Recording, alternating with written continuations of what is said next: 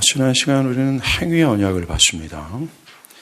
이 행위 언약의 핵심은 내 규례와 법도를 지키라. 사람이 이를 행하면 그로 말미암아 살지만 이를 행하지 않으면 정령 죽을 것이다 라는 말처럼, 이것은 사람이 구원을 받기 위해서는 이 율법을 인생에 단 한 번만이라도 어기지 않고 완전하게 순종하는 행위가 있어야 한다는 것으로서 구원의 근거가 그 사람의 공로 또는 그 사람의 행위에 근거한 약속입니다.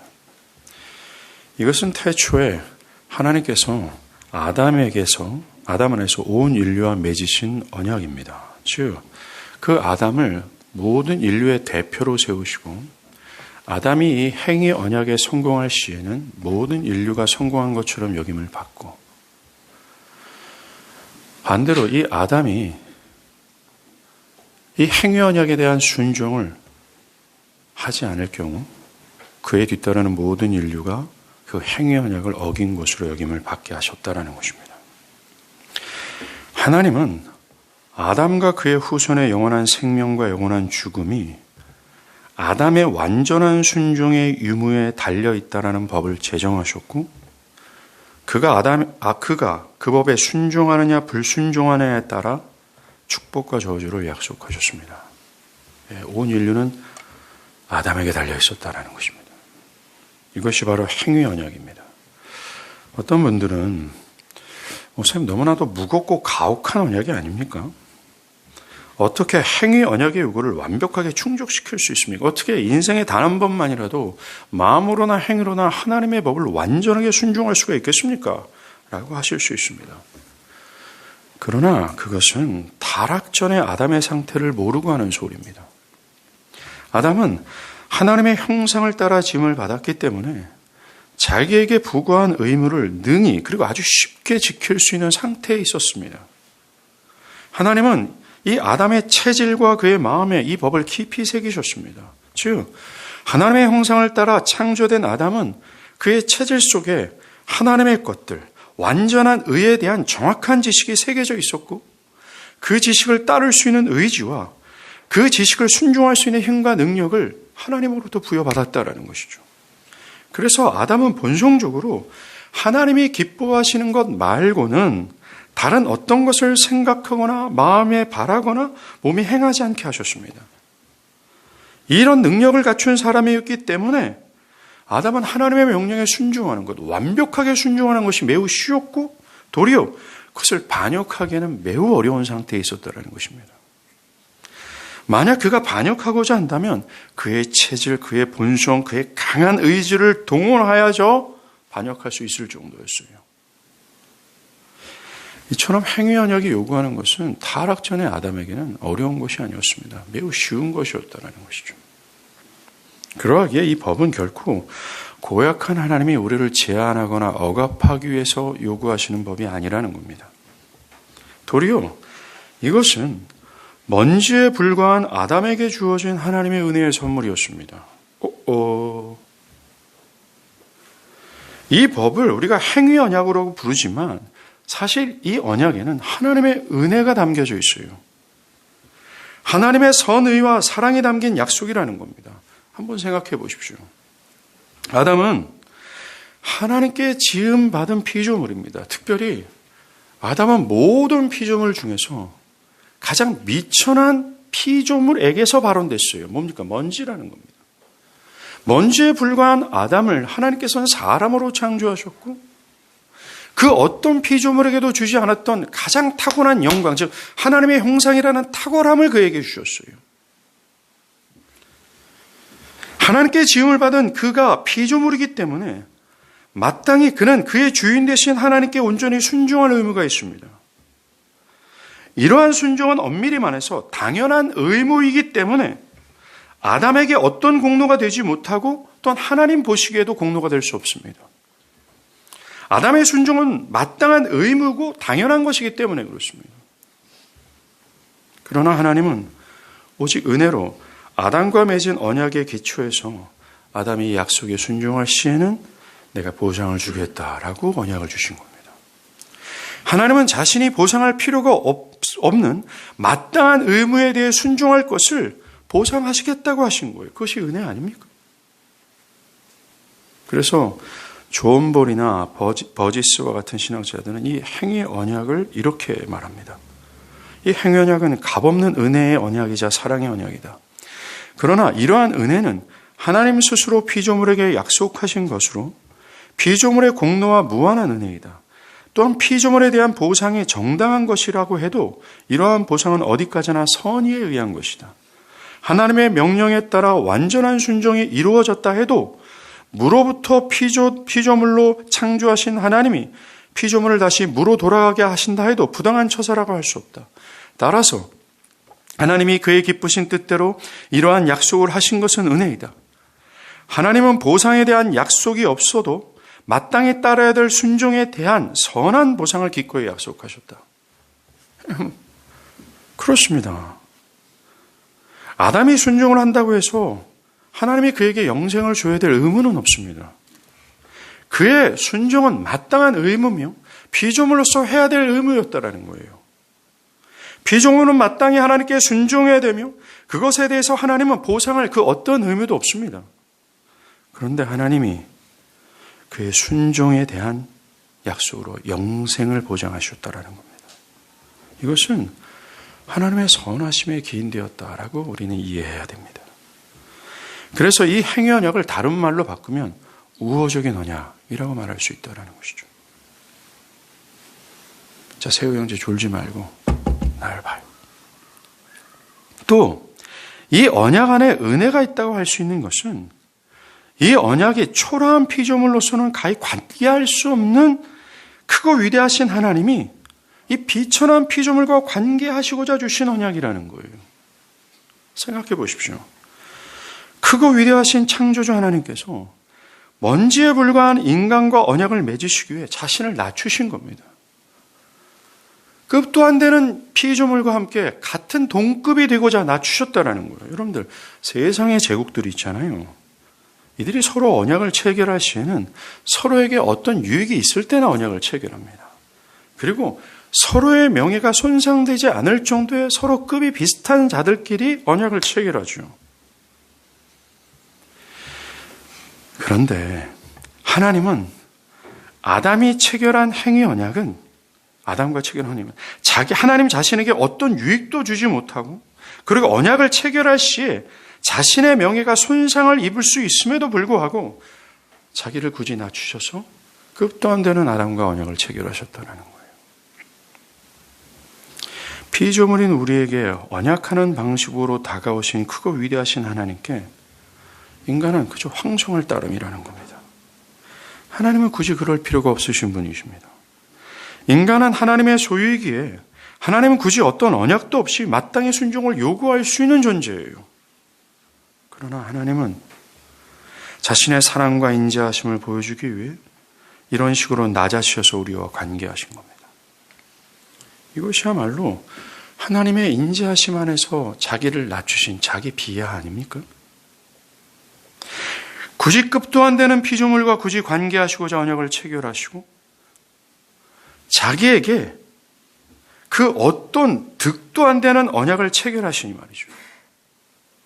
정말로 이 행위 언약은 여러분들이 잘 아는 고린도후서 13장에 사랑은 자기 유익을 구하지 아니하며 이것을 실천한 사랑의 표징이에요. 고린도후서 13장이 말하는 사랑이 정말 신적 사랑이라는 것을 우리는 여기서도 발견합니다. 그런데 말입니다. 이 행위 언약은 훗날 행위 언약을 맺으심으로 맺기 위하여 우리처럼 낮아지신 이 하나님의 비하 있잖아요. 이것은 훗날 그리스도의 비하와 연결이 됩니다. 그리스도께서 구속의 의무가 없음에도 불구하고 죄인을 위해서 마땅히 그가 죽어야 될 그 한낱 의무가 없음에도 불구하고 이 행위 언약을 충족하기 위해 우리를 대신해서 그 행위 언약을 충족하시고자 하늘의 영광을 버리시고 우리와 같이 되신 것 있잖아요. 그림자로 이 행위 언약을 통해서 그 그림자가 보여주기 시작하는 겁니다. 이와 같이 결코 행위 언약은 우리를 억압하거나 우리를 제한하시기 위한 것이 아닙니다. 다시 말해서 우리가 잘 아는 이 율법은 우리를 억압하고 제한하고자 하는 노예제 계약이 아닙니다. 우리를 감시하고자 하는 경찰 역할을 하는 것이 아닙니다. 도리어 이 언약, 이 율법은 우리를 사랑하셔서 우리를 관계하시고자 주신 사랑의 선물이고 우리를 위한 하나님의 선함과 인자하심 그 자체라는 거예요. 이 율법을 통해서 하나님은, 그 크고 위대하신 하나님은 낮고 천한 우리와 관계를 맺기를 원하셨고 우리가 거기에 순종함을 통해서 거룩함을 유지하여 그 거룩하신 하나님과 관계하시고자 하셨던 하나님의 선물이었다는 겁니다. 그런데 이 행위 언약을, 즉 율법을 우리를 제한하고 억압하는 것으로 여기는 이유는 타락해서 율법의 저주 아래 있는 자들의 쪽에서만 생각한 결과물이라는 거예요. 즉 이미 삐뚤어지고 타락해서 하나님에 대한 모든 것을 오해하는 입장이 된 인간은 이 율법의 요구를 순종하고 싶지 않으며 나아가 할 수도 없는 내면의 상태에 있기 때문에 그런 입장에서 이 행위 언약은 억압 그 자체로만 느껴질 수밖에 없어요. 한마디로 할 수도 없고 중요한 것은 하기 싫은데 하라고 하니까 말입니다.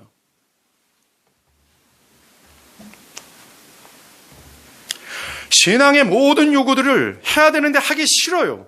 하기 싫기 때문에 그들에게는, 즉 비틀어지고 왜곡되어 있는 타락한 사람들의 본성에는 이 율법의 요구는 자신을 제한하고 억압하는 것으로밖에 느껴지지 않는다라는 겁니다. 무겁고 부담스러운 명령밖으로 안 느껴진다라는 거죠.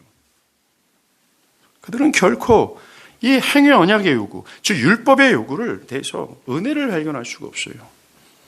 이 율법의 요구가 나와 관계하시고자 나를 위해서 주신 하나님의 선임을 깨닫지를 못합니다. 이 질병, 이 타락에서 나와 하나님이 참으로 선하고 하나님이 주신 율법이 참으로 선한 것이고 나를 위한, 나랑 관계하시고자 하는 하나님의 사랑의 초대요 선물이구나. 이걸 발견할 수 있는 치료제가 뭔지 아십니까? 하나예요. 복음뿐입니다. 복음을 통해 드러나는 긍휼과 자비가 풍성하신 하나님을 참되게 깨닫고 그 선하신 그분으로부터 나오는 모든 것이 율법을 포함해서 선한이라는 것을 올바르게 이해하는 것이 필요해요. 그래서 그가 나에게 요구하시는 율법에 대한 순종이 이게 나를 위한 것이구나. 이것을 깨달아야 됩니다. 타락 전 아담의 입장에서 이 행위 언약의 요구는 노예적 요구가 아니었어요. 노예적 복종이 아니었습니다. 아담의 순종은 하나님이 체결하신 이 행위 언약에 대한 믿음으로부터 나온 거예요. 쉽게 말해서 그의 믿음, 하나님께서 하신 이 약속을 그가 기필코 지키신다. 즉 아담 안에 있는 하나님의 신뢰에 대한 것으로부터 나온 겁니다. 그렇다고 해서 그의 믿음의 순종이 결코 그의 공로가 될 수 없습니다. 아담의 믿음이 지속된다 해도 그것이 하나님의 약속하신 행복과 생명을 받을 자격을 부여하는 공로가 될 수 없어요. 왜냐하면 아담의 행복은 궁극적으로 아담 스스로의 힘과 능력으로 얻을 수 있는 것이 아니었기 때문입니다. 타락 전 아담 역시 하나님의 도우심 없이는 하나님의 요구를 온전히 순종할 수 없는 존재였었어요. 여러분들 아까 제가 말씀드린 것처럼 그가 순종할 수 있었던 것은 하나님께서 그의 체질과 마음과 그의 본성에 하나님에 대한 지식을 새기시고 하나님의 명령을 따르고자 하는 의지와 그것을 따를 수 있는 능력을 심으셨기 때문입니다. 그러하기 때문에 아담이 하나님의 도우심으로 선한 일을 할 힘을 얻었다면 그의 믿음을 그의 공로로 삼을 수 없다는 것입니다. 그래서 은혜였어요. 아담의 순종은 영원한 생명을 보상으로 받기에는 유효한 방법이었지만 하나님의 도우심 없이는 불가능했습니다. 그래서 피조물이 창조주의 명령을 다 행한 후에 할 말이 뭔지 아세요? 예수님이 누가복음 17장 19절에서 말했던 것처럼 우리는 무익한 종이라 우리가 해야 할 일을 한 것뿐입니다. 라는 것입니다. 오늘 사도 바울이 로마서 3장에서 말한 것처럼 우리는 우리의 그 어떤 행위를 자랑할 수 없는 입장에 있다는 것을 명백히 하시는 거죠. 이와 같이 아담의 순종은 영생을 얻기 위해 필요한 조건이었지만 충분한 조건은 아니었어요. 결코 은혜가 아니었으면 아담의 순종은 그 어떤 보상도 얻을 수 없는 마땅한 의무에 불과합니다. 그가 해야 될 피조물로서 마땅한 의무며 마땅한 책임이었다는 겁니다.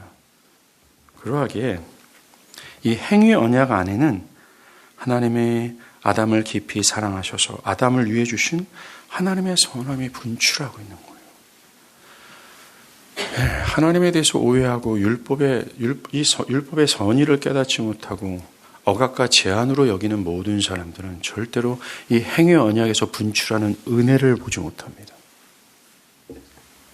하나님 참으로 고약하구만.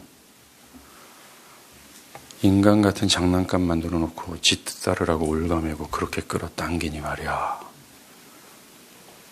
선함이 분출하고 폭발하고 있는 행위 언약을 바라보면서도 율법의 요구를 바라보면서도 사람들은 그렇게 율법을 악한 것, 부정한 것으로 받아들인다는 거예요. 아닙니다. 율법 자체는, 즉 행위 언약에서 요구하는 율법은 선한 것이고 또한 그것의 요구 또한 하나님의 은혜라는 걸 기억하십시오. 근데 문제는 아담은 하나님의 이 선한 율법을 충분히 또 완전하게 순종할 수 있는 능력을 가지고 있음에도 불구하고 그것을 순종할 수 있도록 해주신 하나님의 은혜를 저버리고 강한 의지와 결단을 가지고 그 율법을 불순종합니다. 그는 하나님께서 주신 이 선한 율법을 또 하나님께서 낮아지셔서 긍휼과 사랑 속에서 주신 언약을 악한 것, 자기를 제한하고 억압하는 것으로 여기며 율법 폐기주의를 택했습니다. 하나님의 뜻과 법을 정말로 무겁고 부담스럽고 그것 따라갔다가는 내 모든 자유가 박탈되어지고 하나님이고 뭐고 그 모든 선함을 다 부정하면서 그저 자기 마음의 욕심에 따라 자기가 원하는 대로 살아가기를 택했다라는 거예요. 법을 버린 겁니다. 안타깝게도 이 첫 아담뿐만 아니라 오늘날 교회 안에도 이런 아담과 같은 사람들이 즐비하죠. 오늘날 교회 안에 이 율법을 자기를 위한, 자신을 위해서 하시는 하나님의 선한 요구임을 깨닫지 못하는 사람들이 즐비합니다. 그래서 선한 요구들, 신앙을 위한 선한 요구들, 주일 성수, 예배에 늦지 않는 것, 성경 공부, 교회에서 펼치는 여러 공적 모임에 참여하는 것, 그리스도의 형상을 닮아가도록 요구하는 선한 가르침 등등을 무거운 것, 나아가 자신의 시간을 빼앗는 것, 자기의 자유를 억제하는 것으로 느끼는 말도 안 되는 상황들이 질비하게 벌어지고 있다는 거예요. 2박 3일의 그 짧은 일정의 청년부 수련회를 초대함에도 있어도 불구하고 하나님께서 그를 위해서 그에게 안식과 행복과 영원한 구원과 하나님이라는 그 찬란한 크고 위대하신 하나님을 통으로 그에게 주시고자 하는 선한 초대에 대해서 첫 아담과 같은 사람들은 오늘날 교회 안에서 그거 하다가는 나 시간과 물질이 빼앗기고 내가 원하는 대로 내 육체의 욕심에 따라 내가 내 삶을 영위하는 모든 것이 빼앗길 것처럼 여긴다는 거예요.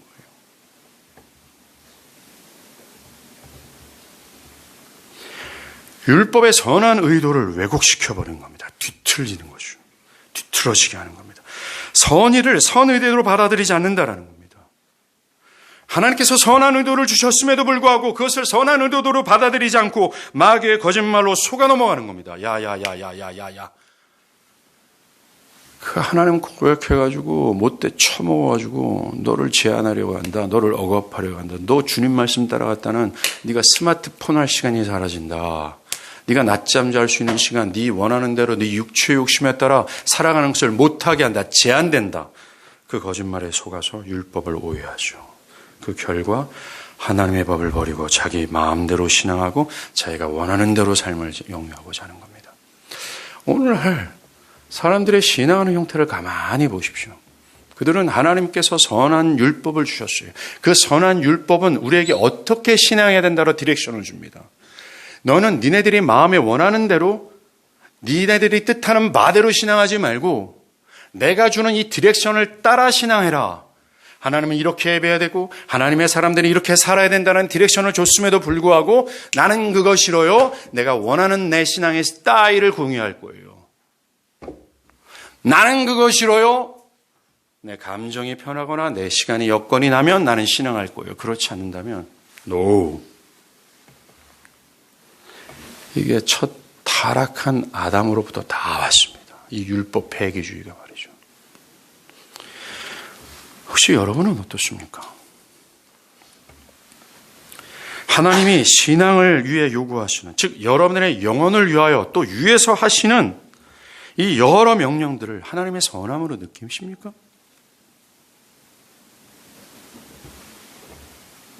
그것을 나를 위해서 하시는 명령으로 받아들이고 계십니까? 그래서 자원하는 마음으로 그 명령에 순종하고자 하는 기쁨이 여러분 가운데 있습니까? 아니면 반대로 타락한 첫 아담의 습성대로 하나님을 오해하고 하나님의 그 선한 율법을 뒤틀려 왜곡시켜 억압과 제한으로 받아들이고 있습니까? 이 기준으로 누구는 천국으로 누구는 지옥으로 떨어지는 겁니다. 이 기준이 누구는 영생을 소유했는가 그렇지 않는가의 차이입니다. 이 기준이 여러분의 현재와 미래를 좌우할 수 있다는 것을 기억하십시오. 이런 아담의 타락으로 행위 언약을 따를 수 있는 내면과 선함은 다 사라졌어요. 즉 하나님께서 당신의 형상을 따라 지음을 받은 그 아담 안에 있는 이 하나님의 형상이 일그러지고 찌그러지고 왜곡되고 뒤틀려졌다는 겁니다. 그래서 하나님을 알 수 있는 올바른 지식이 희미해지고 하나님을 따를 수 있는 능력이, 의지가 사라지고 하나님께 말씀에 순종할 수 있는 능력이 사라진 거예요. 그 모든 선함은 사라지고 그의 내면 안에 남아있는 게 뭔지 아십니까? 하나님을 반역하고자 하는, 불순종하고자 하는 의지만 남아있게 된 거예요. 하나님의 법을 즐거워할 수도 없고 즐거워하지 않을 뿐만 아니라 즐거워할 수도 없는 상태에 빠진 겁니다. 그 결과 그들에게는 이 행위 언약의 율법이 저주가 되어버린 거예요. 즉 순종해야 살 수 있지만 순종할 수 없게 된 형편에 놓이게 된 거예요. 순종해야 살지만 순종해야 영생과 그 영광스러운 하나님을 얻을 수 있지만 그들은 이 지식을 알 수도 없고 그 의지도 없고 그 능력도 없기에 따를 수 없는 형편에 있게 된 겁니다. 해야 되지만 할 수 없는 형편인 율법의 저주 아래에 놓이게 된 거예요.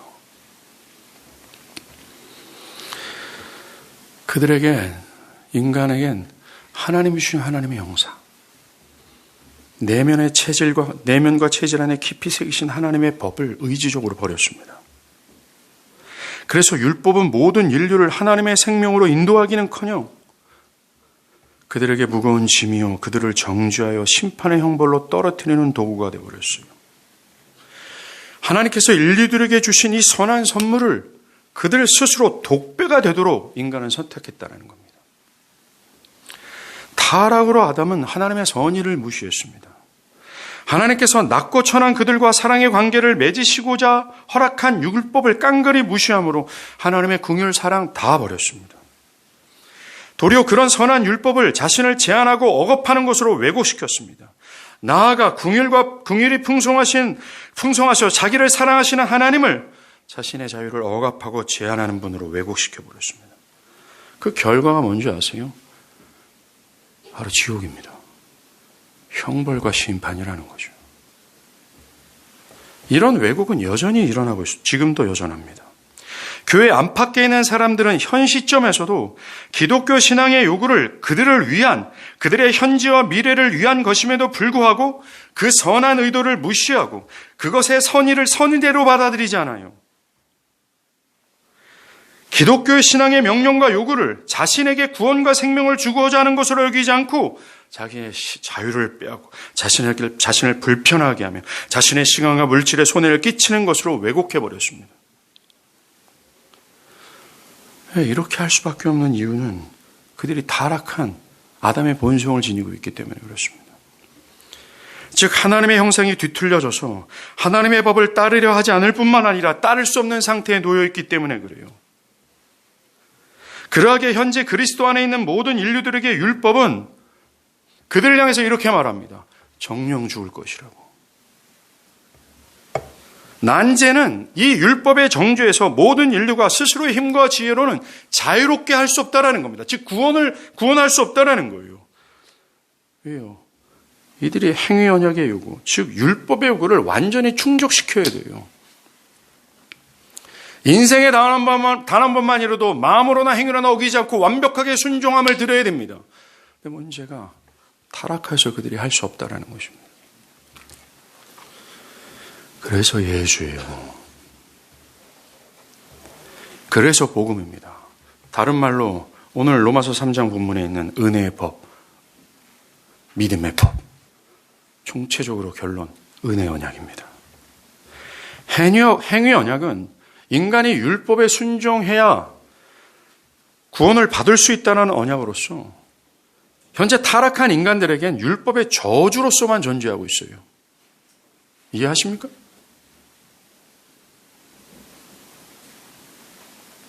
그러나 이 은혜 언약, 다른 말로는 믿음의 법은 행위가 아니다. 오직 하나님의 아들을 믿는 믿음 안에서 구원하겠다라는 언약입니다. 모든 인류가 하나님의 행복과 생명으로 인도되기 위한 유일한 대안은 행위 언약이 아니라 은혜 언약, 믿음의 법이라는 거예요. 하나님께서 아들 안에서 이 약속을 주신 날이 언제인 줄 아십니까? 즉, 이 약속을 주신 때가 언제인 줄 아세요? 창세기 3장에서 사람이 죄를 범한 바로 그날이었습니다. 범죄를 저지른 직후에 하나님은 그들에게 내가 너희를 심판할 거야 라고 약속을 주신 것이 아니라 내가 너희를 구원과 생명으로 인도할 거야 라면서 이 은혜 언약을 그때 주셨습니다. 이것이야말로 사랑 아닙니까? 이 과정을 보세요. 아담은 자신의 죄를 범했다라는 것, 자신의 죄를 범했다라는 것으로 하나님의 진노를 받을 것을 알고 두려워하며 하나님께 숨었습니다. 여러분들, 여기서 숨었다라는 것은 하나님을 사랑과 자비가 풍성하신 분으로 보지 않고 이제는 자기를 벌하시는, 진노하시는 분으로만 보기 시작했다는 뜻입니다. 이처럼 죄가 주는 특성, 죄가 주는 유력이 뭔지 아십니까? 하나님의 선하심을 보지 못하게 해요. 본래 그 하나님, 좋으시고 자비와 공의를 풍성하셔서 친히 낮아셔 우리와 관계를 맺고자 하는 공의와 인자하심이 풍성하신 하나님을 절대로 보지 못하게 하고 그 하나님을 그저 죄를 심판하시는 분으로 왜곡해서 하나님의 낯을 피하게 합니다. 저 하나님을 직면했다가는 내가 아작날 거야. 저 하나님께 도망가야지. 이게 죄예요. 다시 말해서 죄는 행위 언약을 왜곡되게 하여 살아나게 합니다. 즉 행위 언약을 똑바로 보지 못해요. 행위 언약을 왜곡되게 살아나게 해서 하나님의 선함은 지워버리고 하나님을 경찰, 판사같이 보게 해서 하나님으로부터 멀리 도망치게 하는 거죠. 그래서 하나님을 오해한 아담은 두려움 속에 숨었습니다. 하나님과의 단절은 자연스러운 수순이죠. 우리가 범죄할 때도 마찬가지예요. 우리가 범죄할 때 하나님은 우리를 떠나시는 것이 아니라 우리 자신이 하나님과 거리를 둔다라는 것을 우리는 경험적으로 합니다. 아담, 하나님께 회개하기보다는 하나님 오해에서 멀어지려고 하는 그 아담, 이 아담에게 하나님은 그 아담의 죄를 사하시고 그들을 구원할 구원자를 주시겠다라고 약속을 주셨습니다.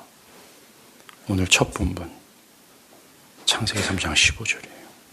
이 여자의 후손은 네 머리를 상하게 할 것이요 너는 그의 발꿈치를 상하게 할 것이다.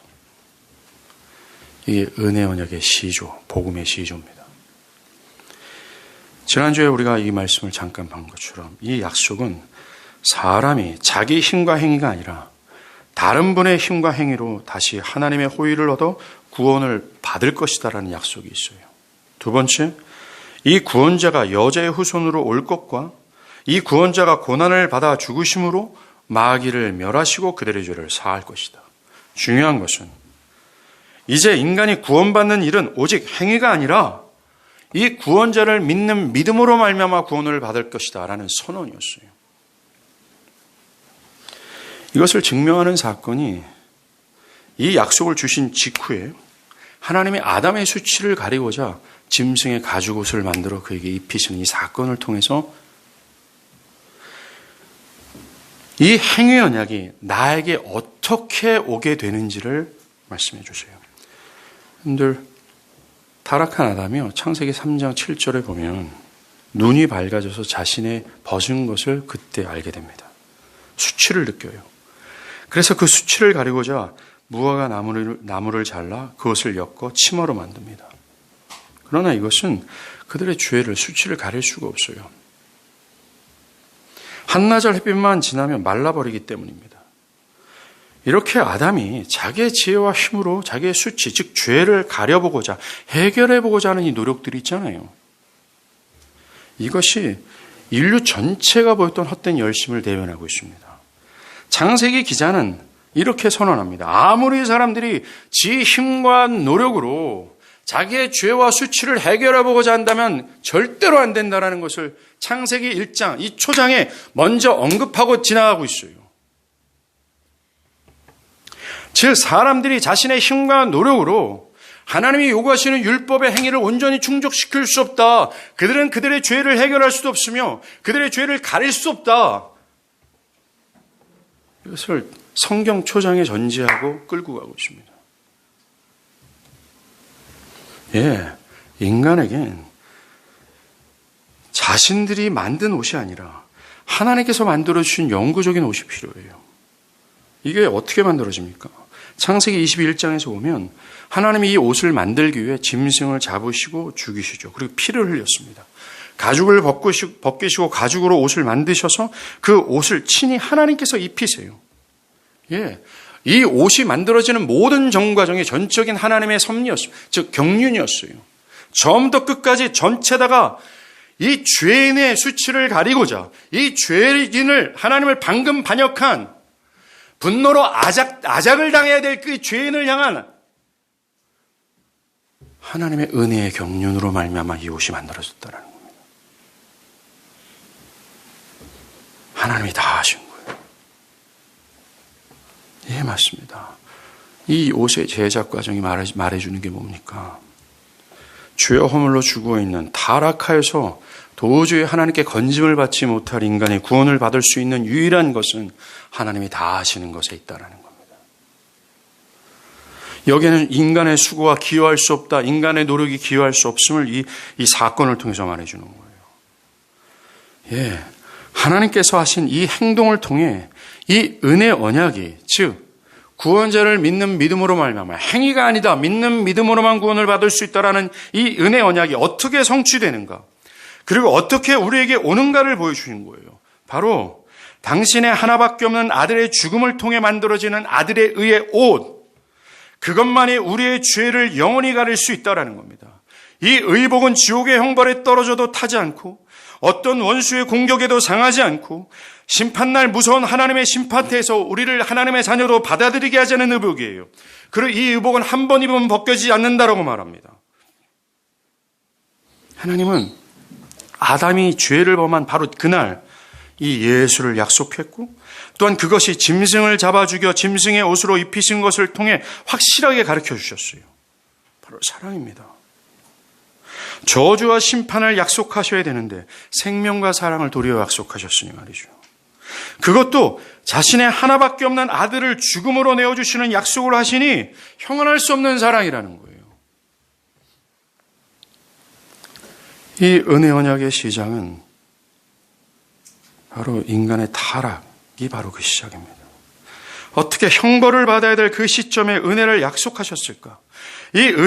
우리가 방금 전에 이 은혜 언약을 통해서 드러난 하나님의 선의와 자비와 인자하심인데, 이 은혜 언약은 하나님의 선함과 긍휼과 자비와 풍성한 이신 사랑이 거침없이 우리 가운데 보여준 거예요. 하나님의 사랑이 안 보인다고요? 하나님의 사랑이 어디 있냐고요? 더 이상 뭘 보여주겠습니까? 하나님께서. 더 이상 여러분들에게 무엇을 허락해야 여러분들은 하나님의 사랑을 믿겠습니까? 더 이상 하나님이 무엇을 해야 여러분들의 더럽고 추한 손으로 하나님을 붙들겠습니까? 더 하나님께서 무엇을 희생하고 무엇을 더 줘야 정신을 차리고 그 하나님을 오해한 오해에 비뚤어진 사고를 바르게 하고 하나님을 선하게 따르겠습니까? 더 무엇을 요구합니까? 방금 하나님의 은혜를 저버리고 죽어야 했던 아담은 하나님의 형언할 수 없는 은혜 언약 안에서 은혜를 입어요. 죄의 가림을 받습니다. 오랫동안 받아온 질문이에요. 아담은 그렇다면 구원을 받았습니까? 대답, 예, 그렇습니다. 역사적 교회는 아담이 그리스도의 죽음으로 구원을 받았다고 주장해 오고 있어요. 아담은 이 은혜 언약을 믿었음이 분명합니다. 아담은 앞으로 도래할 이 은혜 언약 안에 있는 그리스도의 죽음과 그리스도의 죽음으로 말미암아 죄를 사하시고 그를 믿음으로 말미암아 영원토록 의롭다 하시는 이 은혜 언약을 믿었고 그것을 붙잡았어요. 결과 구원이었습니다. 아담은 희생제사를 드릴 때에도 그리고 여자의 후손으로 오실 분에 대한 약속을 확신했기 때문에 아내를 생명이란 뜻의 하와라 불렀고 자기 아들을 그리스도 안에서 굳게 서다 또는 그리스도를 확실히 믿는다라는 뜻에서 셋이라고 불렀어요. 그가 다라카에서 그 에덴이라고 하는 하나님과 깊은 사랑의 교제를 나눌 수 있는 그 에덴에서 내쫓김을 받아 이 타락의 세상에서 살아갈 때 그가 믿고 의지하고 바랬던 소망은 바로 이 은혜 언약 자체였어요. 아담뿐만 아니라 아브라함 전까지 경건한 선조들 모두는 이 은혜 언약을 의지했고 이 은혜 언약 안에서 구원자를 붙들었습니다. 그들도 아담이 지녔던 믿음을 지녔어요. 여러분들 아브라함이 등장하기 전에 수많은 세세 계열들의 이름들이 나열됩니다. 예, 그들은 이 은혜 언약을 믿었고 이 은혜 언약으로 구원을 받았어요.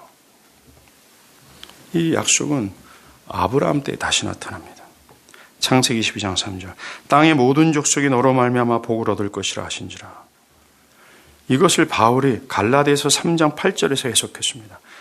이 말씀이 뭐냐? 하나님이 이방을 믿음으로 말미암아 의로 정하실 것을 성경을 미리 알고 먼저 아브라함에게 복음을 전하되라고 해석했어요. 예. 하나님이 아브라함에게 하신 약속은 새로운 약속이 아니라 아담에게 하신 이 은혜 언약의 갱신이었어요. 이 은혜 언약, 즉 행위가 아니라 오직 예수를 믿음으로 의롭게 된다는 약속은 아브라함의 인생 전체와 출애굽 때까지 주구장창 이어집니다. 보세요. 제사장 멜기세덱이 창세기 14장에서 전쟁에서 승리한 아브라함에게 복을 줍니다. 아브라함이 멜기세덱의 복을 받은 것처럼 히브리서 7장 기자는 이렇게 얘기해요. 이 멜기세덱이 누구를 예표하는 줄 아냐? 바로 오실 예수야. 그런 것처럼 아브라함이 멜기세덱을 통해서 복을 받은 것처럼 멜기세덱의 반차로 오신 그리스도 안에서 모든 사람들이 복을 받게 될 거다라고 약속하셨습니다. 창세기 15장을 보면 하나님과 아브라함이 언약을 체결할 때입니다. 아브라함이 짐승을 2개로 쪼개서 잠이 들었어요. 바로 그때입니다. 여호와의 불이 나타나서 쪼개진 짐승 사이를 그 여호와의 불만 지나가시면서 언약을 갱신하세요. 여호와의 불만 지나가신다라는 의미가 뭔지 아십니까? 만약 이 아브라함과 후손 그리고 언약 하나님, 아브라함과 후손 하나님 이 두 당사자 중에 한쪽이 언약을 파기할 시 하나님 자신만 짐승처럼 쪼개질 것이다라는 얘기예요. 이 말은 곧 하나님 자신만이 이 언약을 신실하게 지켜나갈 수 있다라는 강한 의지의 표현이라는 겁니다. 너희들이 이 은혜 언약 사이를 같이 지나가면 너희들은 쪼개질 수밖에 없어. 이 언약을 신실하게 지키고 이것을 온전히 성취할 분은 바로 나 자신뿐이야. 나만 쪼개질게. 하나님이 쪼개지시겠어요? 신실하신 하나님은 절대로 이 언약을 파괴하지 아니하십니다. 이 말은 나는 이 언약을 기필코 지켜낼 거야. 어떤 거지 같은 인간이라 할지라도 내가 보낸 구원자 예수를 믿는다면 나는 지금부터 영원까지 그를 의롭다 하신다는 이 약속 내가 지킬 거야. 라는 하나님의 시퍼런 강력한 의지의 표현이었어요. 그럴 수밖에 없죠. 아브라함과 그의 후손은 이 언약을 지켜낼 능력이 없어요. 타락으로 모든 선함을 잃어버렸기 때문입니다. 그래서 무능력한 이들이 하나님의 언약을 파기할 것이 뻔하기 때문에 그래. 그래서 인간의 행위는 조금도 기여할 수 없다. 여기에 인간은 이 사이를 지나갈 수 없다. 너의 공로, 너의 행위, 너의 지혜, 내 노력. 오직 나의 일방적인 약속, 나의 일반적인 구원의 성취뿐이다라는 겁니다. 이게 은혜 언약의 특징이에요. 타락한 인간에게 더 이상 행위의 언약의 요구를 충족시킬 수 없다는 것을 아시고 행위가 아니라 오직 믿음으로 의롭다 하실 하나님의 은혜, 그리고 이 은혜 언약을 성취하는 모든 것은 니들이 아니라 내가 다 할 거다라는 겁니다. 그 외에도 아브라함, 이삭, 야곱, 이 족장들에게 보여준 이 약속들이 있어요. 이 모든 약속들이 이 예수를 통해 성취할 은혜 언약을 가리키는 겁니다. 마지막으로 유월절 사건이에요. 이 6월절 사건을 통해서 약속은 절정에 이릅니다. 6월절 당일이 돼서 죽음의 사자가 전 애굽을 다니며 장자를 심판하기 시작합니다. 그런데 문설주의 어린 양의 피를 바른 그 집은 죽음의 사자가 이미 그 집안이 심판을 받아 죽은 것으로 여겨 어린 양이 죽었는데 그냥 넘어가 버립니다. Passover, 재앙이 넘어갔다라는 거죠. 이스라엘은 지 대신에 죽은 어린 양 때문에 살 수 있었어요. 이 6월절 사건은 이 구원의 방식만이 그때에도 앞으로도 영원한 구원의 방식이 될 거라는 하나님의 선언입니다. 즉 어린 양과 같은 대속자가 죄인이 받아야 될 죽음의 심판을 대신 받아 죽어서 그 죄인이 형벌이 되어 이미 죽임을 당한 것처럼 여김을 받아 그 죄인이 구원을 받는 것이 영구적인 구원의 방식이라는 거예요. 이것이 6월절을 통해 계시된 은혜 언약이라는 겁니다. 하나님은 세상과 함께 주고 마땅한 당신의 백성들의 죄를 6월절에 진짜 어린 양께 다 옮겨 뒤집어 씌우고 하나님의 백성들이 받아야 될 죄에 대한 심판과 죽음을 진짜 어린 양 예수께 쏟아부으셨어요. 예수는 6월절에 어린 양으로서 대신 받아 죽은 겁니다. 그리고 이 진짜 어린 양 예수를 두고 하신 약속, 이를 믿는 자마다 영생을 얻게 될 거야. 이 약속을 믿는 자는 마치 심판을 받은 것처럼 여김을 받아 심판이 사라지는 거죠. 패스오버라는 겁니다. 심판이. 그 결과 사는 겁니다. 사랑하는 여러분, 죄 가운데 있는 사람들이 영원한 멸망에서 구원을 받을 수 있는 유일무이한 길이 뭔지 아세요? 이 은혜 언약뿐입니다. 그리고 이 은혜 언약의 성취자이신 예수뿐이라는 거예요. 예수. 오직 그리스도라는 겁니다. 여러분들이 살 수 있는 유일한 대안이 그리스도라는 겁니다. 사람으로서 할 수 없었던 모든 일을 그리스도가 대신 다 하셨어요. 그리고 하나님은 약속하십니다. 이 예수 믿는 놈 있잖아, 내가 영원토록 의롭다 하실 거야 라고요. 이 은혜 언약만이 유일한 대안일 수밖에 없는 이유는 하나님의 공의와 긍휼이 화목하게 성취될 수 있는 유일한 길이 이것이기 때문에 그래요. 하나님의 공의는 언약을 깨트린 인간을 향해서 저놈을 죽이라 라고 주장하지만 하나님의 긍휼은 죄에 빠진 사람에게 주님의 호의와 긍휼을 나타내 보이라고 주장합니다. 이 두가 공의와 긍휼은 충돌하고 있어요. 그런데 이것을 충돌하지 않고 그들을 구원하기 위해서는 두 가지가 필요합니다. 공의가 만족되어야 되잖아요. 그 공의가 만족되기 위해서는 죄책을 짊어진 죄인들의 형벌을 내려야 됩니다. 형벌을 받아야 되죠. 이것을 해결하기 위해 하나님과 인간 사이에 선 중보자가 필요합니다. 그 중보자가 사람의 죄책을 다 옮김을 받고 사람들이 받아야 될 하나님의 심판을 대신 받음으로 하나님의 공의가 만족되어야 돼요. 나아가서 자기 안에 하나님의 거룩함을 가지고 사람의 본성을 거룩하게 하시고 고칠 수 있어야 됩니다. 한마디로 행위 언약에 대한 반역을 다시 한번 사해야 될 뿐만 아니라 행위 언약의 요구를 완벽하게 성취할 중보자가 필요하다는 겁니다. 그게 누구예요? 예수입니다. 이 은혜 언약의 구원을 성취하기 위해 그리스도께서는 사람의 몸을 입으시고 오셨어요. 그리고 사람을 대신해서 행위 언약 아래로 들어가셨고 행위 언약에 요구하시는 하나님께 온전한 순종을 하셨습니다. 나아가 이 행위 언약을 어긴 모든 자들의 죄책을 짊어지시고 십자가에서 죽으셨어요.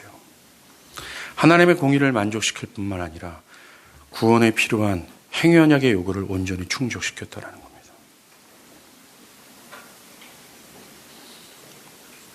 여러분들이 붙들어야 되고 여러분들이 봐야 될 건 오직 예수뿐이에요. 아니, 모든 인류에게 소망은 오직 예수뿐입니다.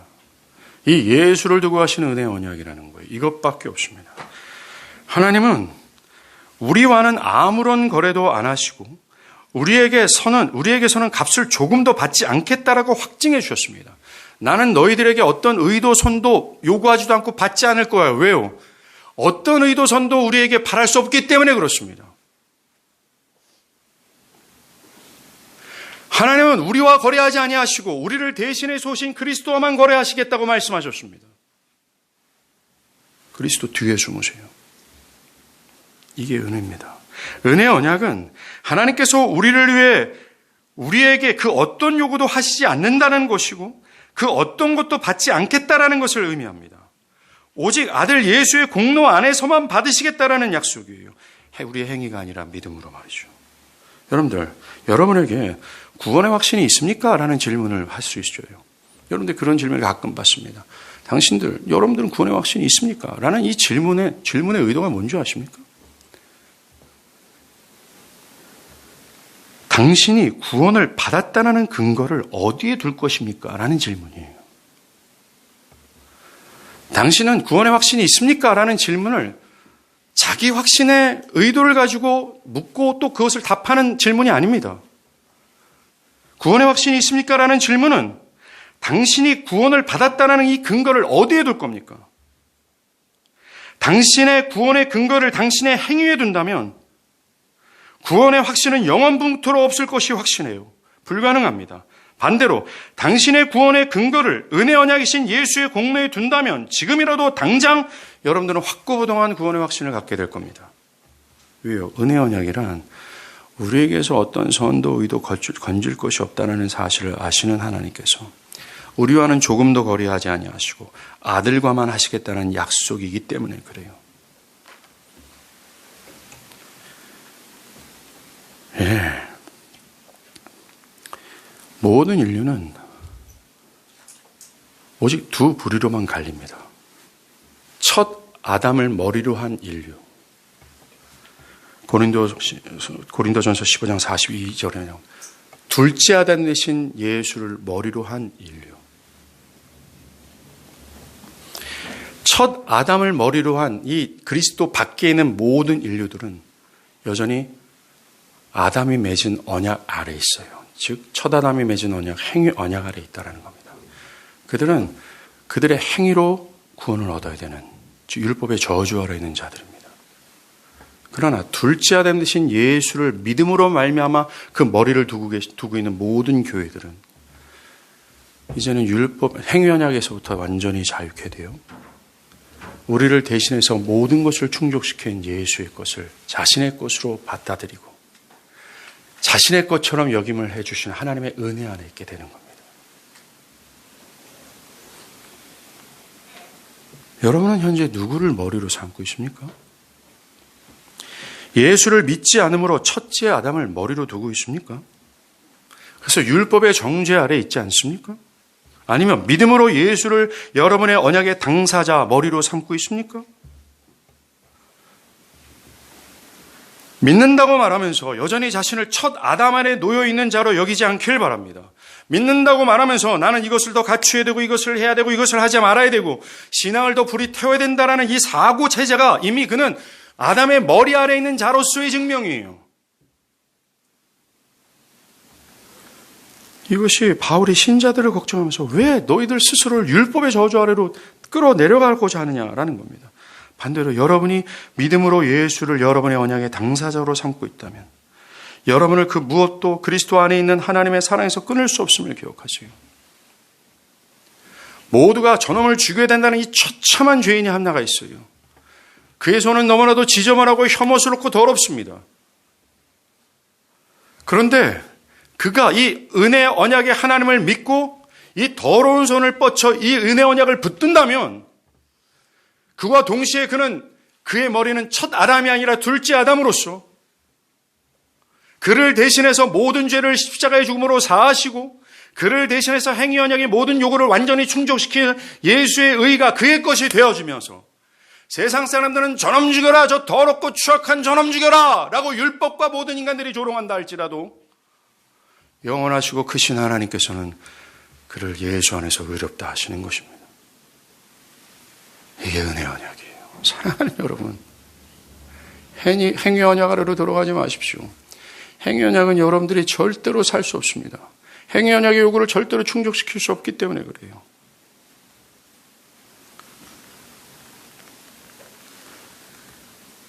하나님은 아담에게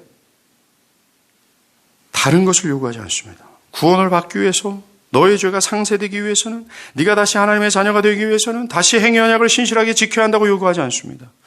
착하고 성실하게 살면 된다고 하지 않습니다. 종교적 행위와 열심히 갖추신 다음에 하라고 하지 않습니다. 왜냐하면 불가능하기 때문이죠. 하나님께서 우리에게 유일한 살 길을 주셨어요. 그게 바로 은혜 언약이에요. 은혜 언약 밑으로 오십시오. 그래서 파멸이 아니라 영원히 끊어지지 않는 하나님의 사랑에서 거하길 바랍니다. 기도하시겠습니다.